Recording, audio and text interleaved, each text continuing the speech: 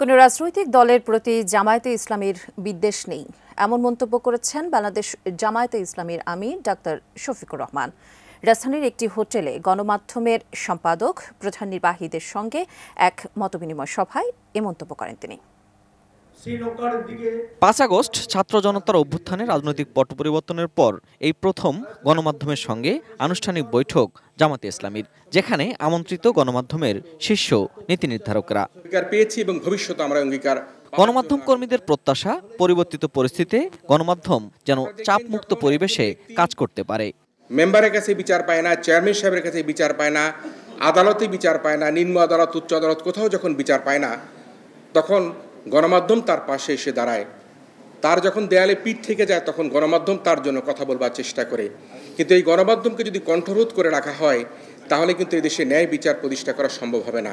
একটি দেশের রাষ্ট্র ব্যবস্থা, গণতান্ত্রিক কাঠামো যদি সঠিক থাকে, সে দেশের সাংবাদিকতা, সে দেশের মত প্রকাশের স্বাধীনতা ও সমুন্নত থাকে।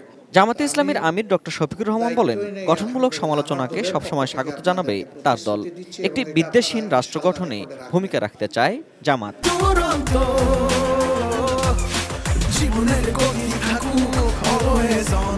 কখনো যদি আমাদের হাতে এই সুযোগ আসে, আপনাদের যে প্রতিশ্রুতি আপনারা আশা করেছেন, সেই জায়গাটায় এই দলকে পাবেন ইনশাআল্লাহ। এখান থেকে আমরা চুল পরিমাণও নড়ব না। আমাদের পক্ষে যাক বিপক্ষে যাক, আমরা সত্যের পাশে আপনাদের সাথে থাকবো ইনশাআল্লাহ। এ সময় জামাত নিষিদ্ধের প্রজ্ঞাপন বাতিল করে নতুন প্রজ্ঞাপন জারি করায় সরকারকে স্বাগত জানান দলটির আমির ডাক্তার শফিকুর রহমান। এই স্টিগমাটা সর্বশেষ আমাদেরকে কেন দেওয়া হয়েছিল? আন্দোলনটাকে ডাইভার্ট করার জন্য, ইস্যু ডাইভার্ট করার জন্য।